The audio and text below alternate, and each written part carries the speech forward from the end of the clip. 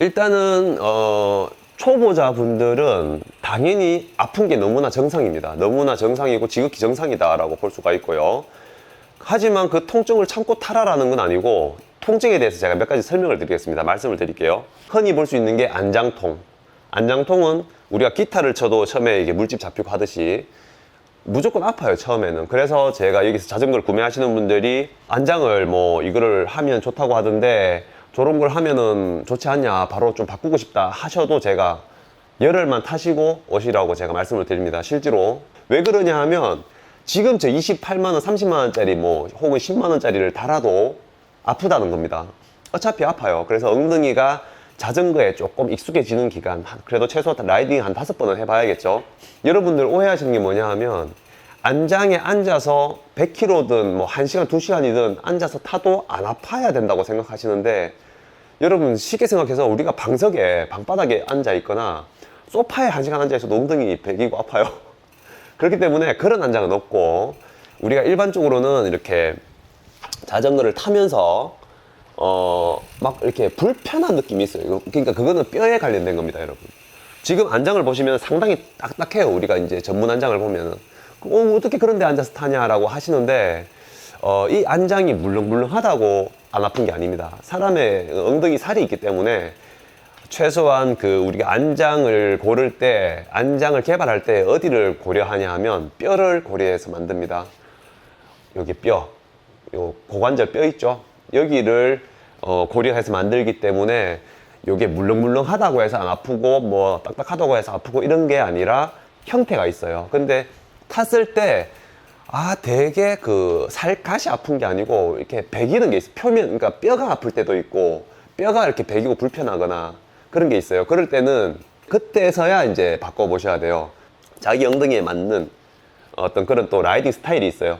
그런 거에 맞게끔 이제 골라보시는데, 안장을 바로 바꿔주시는 말고 한 보름은 타다가 바꾸는 것도 좋은 방법이다. 그래야지 뭐 좋은지 나쁜지를 알 수가 있으니까 말이죠.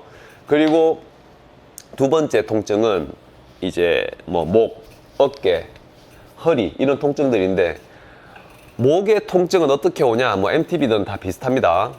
일단은 이제 자전거를 타다 보면 코어 강화의 중요성에 대해서 되게 많이 얘기를 들어보셨을 건데, 코어가 강해지면은 요 이제 상체를 이렇게 버틸 수 있는 힘이 좋아집니다.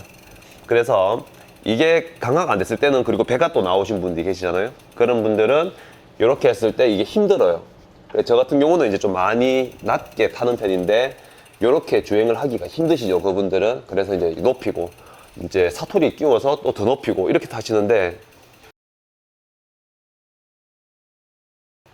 상체를 세워서 이렇게 주행을 하게 되면은 일단은 힘 전달이 상당히 안 되고요.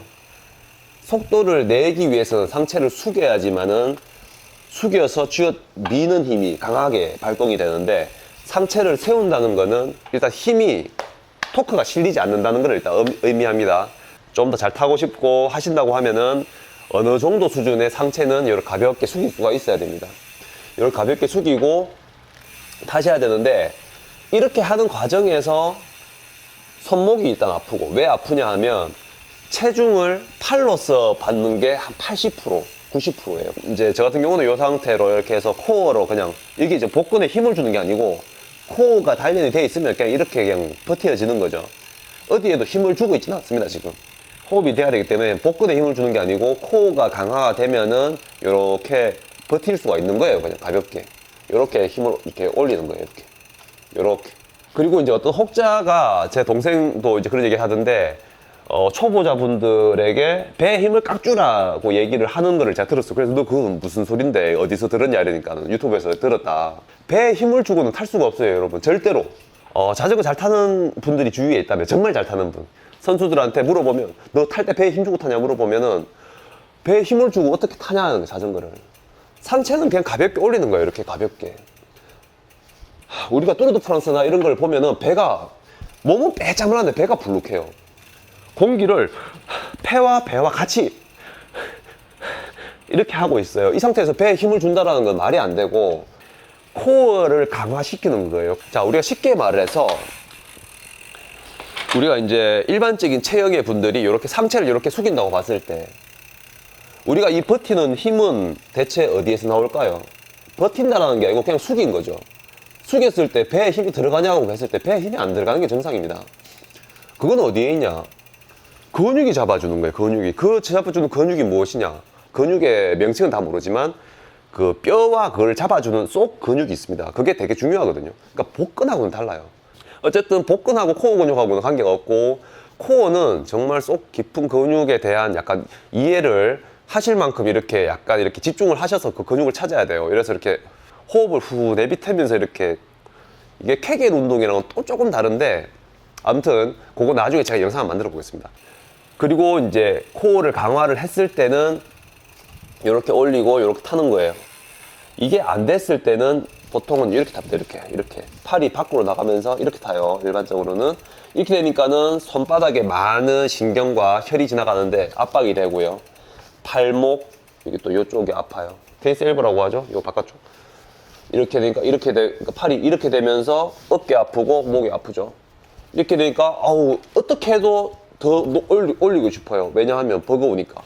자, 이 상태인데 이 상태에서 팔만 이렇게 굽혀도 그러면 어이구 이거 어떻게 이렇게 될 수 있지만, 코어가 어느 정도 강화가 됐다고 봤을 때는 이렇게 가볍게 올릴 수가 있다는 거예요. 이렇게 해서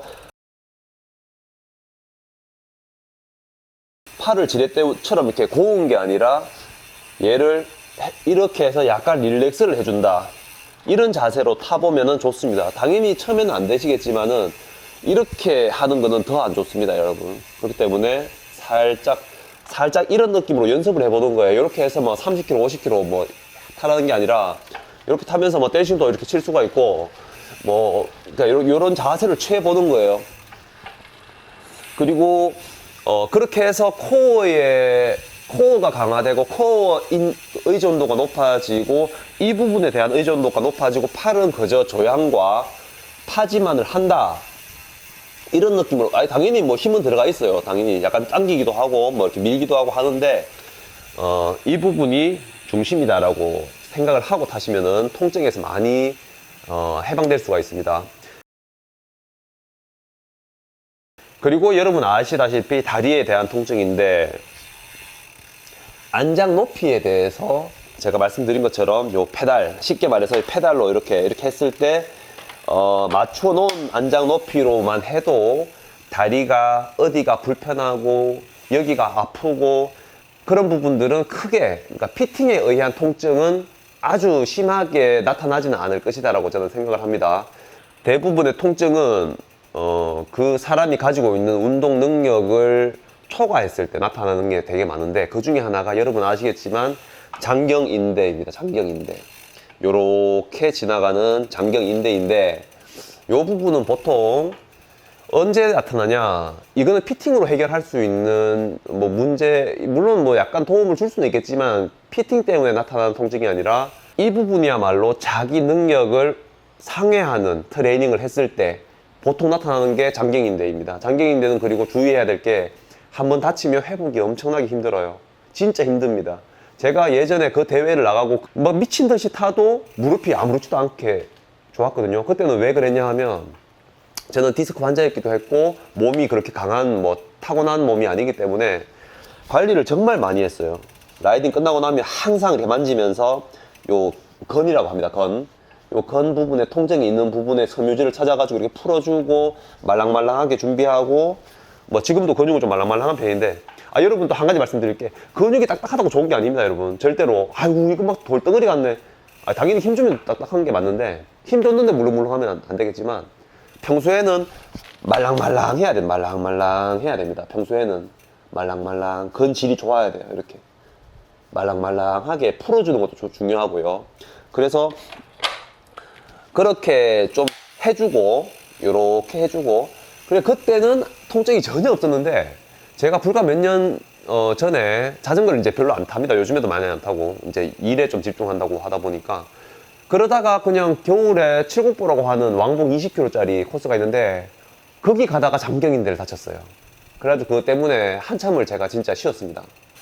그깟 그 인대 좀 아프다고 쉬냐, 그게 아니고 여러분, 안 쉬면은 절대 후회합니다. 진짜 무조건 쉬셔야 되고, 이게 무릎이 예를 들어서 안장이 너무 지극히 낮으면은 무릎 앞쪽에 앞쪽이 너무 아프다라기보다는 기분 나쁜 느낌이 와요. 그게 안장이 낮았을 때 나오는 거고, 그렇게 지속했을 때는 무릎이 아파요. 시큰시큰해요.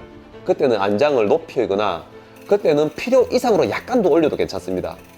혹은 뒤쪽이 이렇게 아프다는 거는 뭐냐 하면 유연성이 좀 떨어지시는 분들, 그 대부분 우리가 뭐 그렇게 유연성이 막 엄청 많진 않잖아요. 스트레칭도 안 하고 자기는 몸 아무 관리도 안 되고 아무런 준비도 안 된 상태에서 자전거만 샀다고 혹은 클린슈즈만 샀다고 해서 막 150km씩 막 잘 타는 선수 따라가고 그러다가 이제 나가는 거예요. 그렇기 때문에 주의하셔야 되고,